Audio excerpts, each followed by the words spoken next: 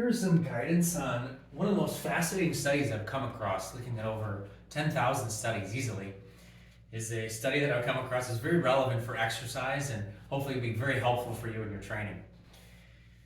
The title of the study, if you want to look this up on your own time, this is free to download for anyone online. This is a systematic literature review. The title is Skeletal Muscle Remodeling in Response to Eccentric versus Concentric Loading, Morphological, Molecular, and Metabolic Adaptations. It's the title of the study in case you want to look it up on your own time. To simplify, essentially this study was looking at the different adaptations that the human body gets from concentric versus eccentric muscle contractions. It looked at many different studies. Again, this is a systematic literature review, which if you don't know, that looks at many different studies and tries to compile them into a study of studies and give you much better, higher quality results. They were looking at the differences between eccentric and concentric muscle contractions. So very briefly, the main example that's used is usually a bicep curl to demonstrate this. A concentric muscle contraction is when the muscle fibers are shortening, and an eccentric muscle contraction is when the muscle fibers are lengthening. Bicep curl is a very simple example to demonstrate this. What they found is that in terms of muscular hypertrophy, which if you're a man translates to muscle gain, if you're a woman translates to muscle toning, muscular hypertrophy was slightly better during eccentric muscle contractions rather than concentric muscle contractions. It wasn't a huge difference, but there was a slight edge in the eccentric exercises. There's two different mechanisms that they theorized this was because of. One was because eccentric muscle contractions, the way our anatomy works and our muscle fibers, eccentric muscle contractions take slightly less energy than concentric muscle contractions. And so potentially you could get more volume in and more work and get more results.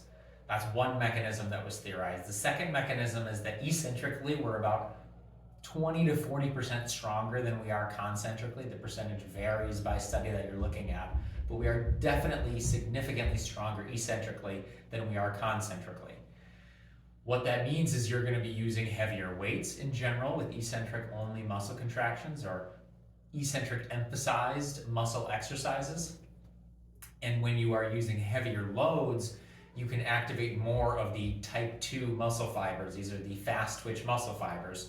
These are generally larger muscles that have a more of a potential to grow.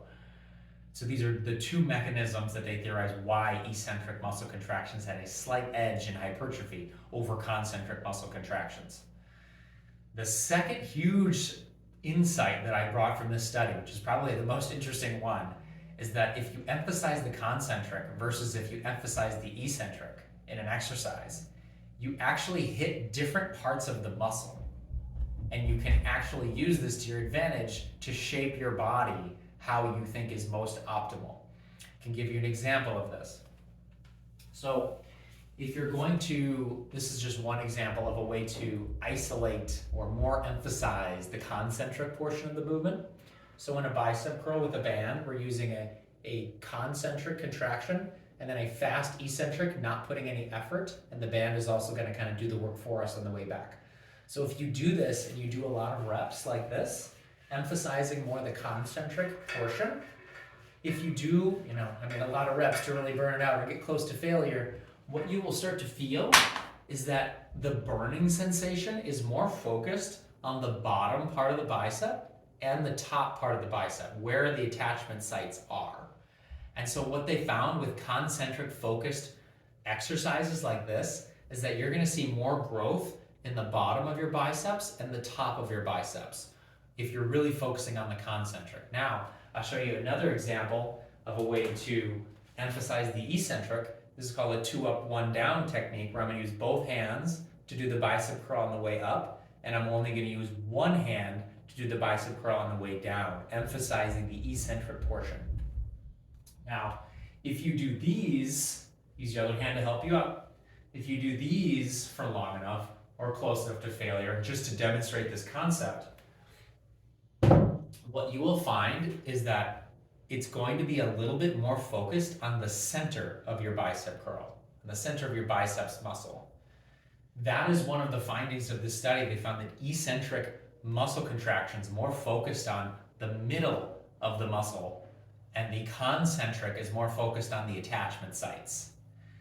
If you want to translate this into some more typical bodybuilding language, when we're talking about the simple example of the biceps curl, if you're trying to improve the mass or the overall mass of your bicep, you want to be focusing on more concentric bicep curls. If you want to improve the peak of your biceps, you want to be focusing more on the eccentric portion. You can do both. There is a method to actually incorporate both, and that involves a biceps curl on the way up and then a slow 3 to 4 seconds on the way down. That is a way to use the same exact weight and actually get a good concentric and eccentric workout. If you're looking for a middle ground to actually hit both, that would just be slowing down your eccentrics a little bit. You can go as fast and explode as much as you want to on the concentric, but go slow on the eccentric portion if you're trying to really make your muscles pop. If you're trying to grow larger and just get bigger in general, you want to focus more on the concentric portion of the muscular contraction. Here's just some tips on concentric versus eccentric muscle contractions and the different adaptations they have, the different morphological changes they have in your body. Again, the title of the study, in case you want to look it up on your own time, is Skeletal Muscle Remodeling in Response to Eccentric versus Concentric Loading, Morphological, Molecular, and Metabolic Adaptations. Hopefully this review has been helpful for you, and you'll incorporate some more eccentrics.